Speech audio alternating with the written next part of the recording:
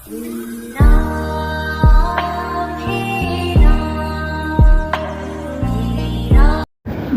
श्री राम दोस्तों, आप देख रहे हैं YouTube चैनल ज्ञान स्टार प्लस। तो दोस्तों, आप सभी का हार्दिक स्वागत और अभिनंदन। दोस्तों, आज हमने आपके लिए कमेंट चुना है श्रीमान कमलेश विश्वकर्मा जी का, और ये लिखते हैं कि सैला ने दो बैला खा लए, जुआ ने खा लियो खेत, हर ने हर वाले को खा लियो, घरे खबर को देत। दोस्तों, बड़ा ही सुंदर कमेंट है श्रीमान कमलेश विश्वकर्मा जी का, और हम कोशिश करेंगे कि आज इनके इस प्रश्न का उत्तर लग जाए इस कमेंट का। तो दोस्तों, चैनल को सब्सक्राइब कर दीजिए। आते हैं मुख्य कथा वस्तु पर।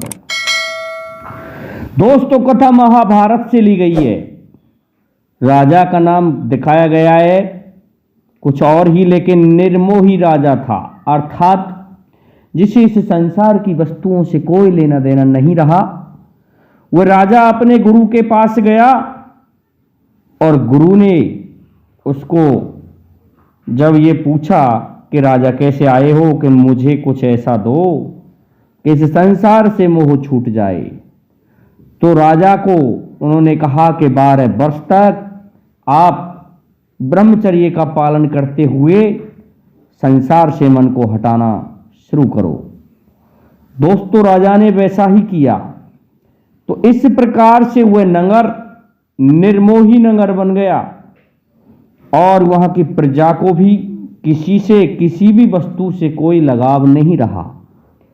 तो एक दिन उस राजा का राजकुमार, जिसका नाम था निर्मल कुमार, उस गुरु के आश्रम पर शिकार खेलते खेलते पहुंच जाता है। और क्या होता है, शिकार खेलते खेलते जब वह वहां पहुंच गया तो अंदर महात्मा जी कुटिया में भजन कर रहे थे। राजकुमार को प्यास लगी हुई थी, तो राजकुमार ने सोचा क्यों ना मैं जाके इस कुटिया में पानी पी लूं। देखिए दोस्तों, बड़ी विडंबना है। राजकुमार उस कुटिया में प्रवेश करके और लोटा उठा करके खुद ही पानी पीने लगता है। इस पर जब वह पीने लगा तो पीते पीते से आवाज आई, रुको। रुक जाता है और कहने लगा, तुम कौन हो? देखने में तो तुम अच्छे घराने के लगते हो, लेकिन शिष्टाचार बिल्कुल नहीं है। तुमने मेरे कहे बिना जल पी लिया, तुम मेरी कुटिया में आकर के इस तरह से जल पीने लगे, ये कहां का नियम है?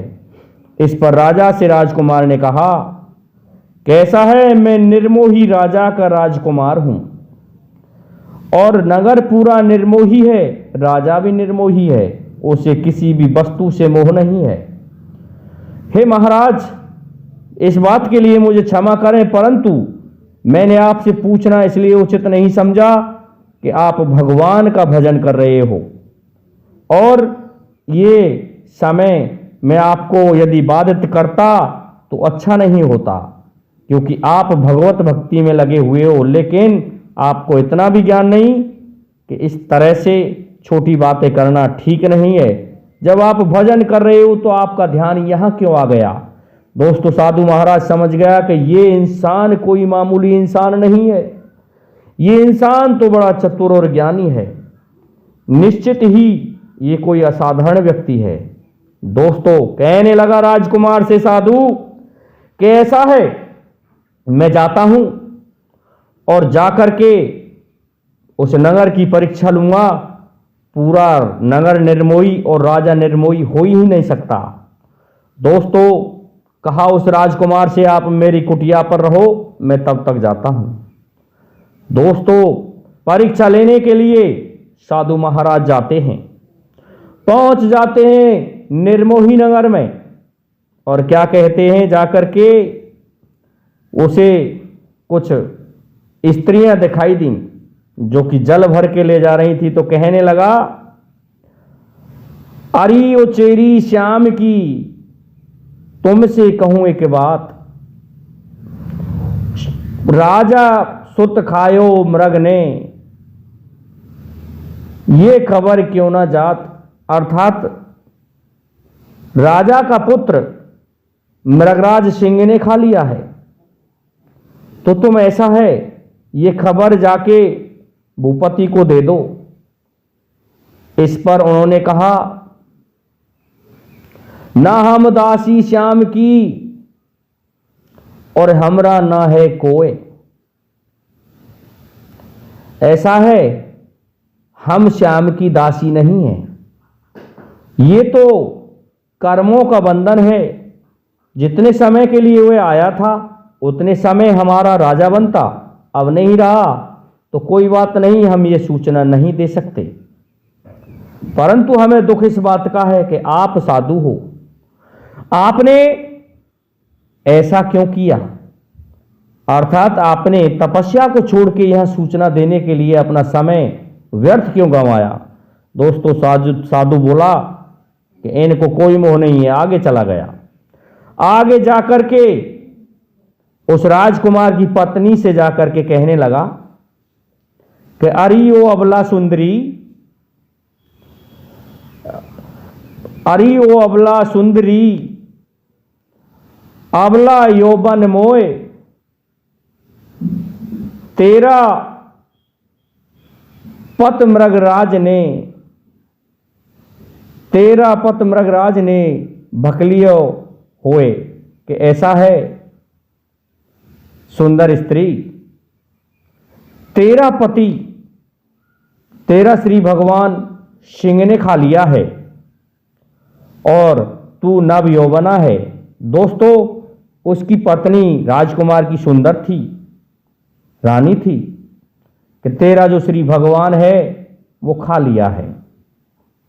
इस पर वो कहने लगी, साधु महाराज ये सब तो ठीक है, ये कर्मों का बंधन था, इतने ही समय का संयोग था और इस संयोग से हमारा अब तक मेल रहा। अब जब वो खा ही लिया, मर ही गया, तो अब क्या संयोग हो सकता है। अब हमारा और उसका कोई तालमेल नहीं रहा क्योंकि उसे सिंह ने खा लिया है। परंतु पश्चाताप इस बात का है साधु महाराज कि आपने भगवान की भक्ति को छोड़ करके अपना समय व्यर्थ क्यों गंवाया। आप अपने समय को व्यर्थ गंवा करके यहां तक सूचना देने आए। साधु वहां से भी चल देता है और चला जाता है सीधे ही उसकी मां के पास में, और मां के पास जाके कहने लगा, अरे ओ माता, मैं तुम्हें एक खबर देने आया हूं, तुम्हारे पुत्र को सिंह ने खा लिया है, उसके अस्थिपंजर मेरी कुटिया में पड़े हैं। यह सुनकर के उस राजकुमार की मां कहने लगी, साधु महाराज ऐसा है, एक वृक्ष पर डाल अनेक और पंछी उड़े, पंछी बैठे आए, पौ फटी उड़ उड़ चले चौदिस अपने देश। ऐसा है शाम का वक्त होता है तो एक वृक्ष होता है, उस पर बहुत से पक्षी आकर के बैठ जाते हैं, लेकिन प्रभात होते ही वो सभी उड़ उड़ करके चारों दिशाओं में चले जाते हैं। तो क्या हुआ, चला गया वो अपने देश को, अपनी दिशा को, और इतना ही संयोग था। ये कर्मों का बंधन है, इसमें व्यर्थ समय गंवाने से क्या फायदा। मैं तुमसे जरूर पश्चाताप कर रही हूं महाराज कि आपने इतना सुंदर समय भगवत भक्ति से हटा करके और इसमें सूचना देने में गंवाया। हमें इस बात का पश्चाताप है। दोस्तों ये बात सुन के साधु सोचने लगा, ये भी निर्मोही निकली। अब तो साधु महाराज भी कहने लगे कि देखता हूं, राजा के पास जाता हूं।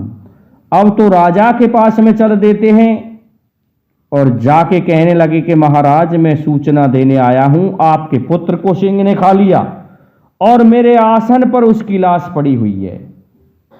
राजा कहने लगा, आया है जो जाएगा राजा रंक फकीर,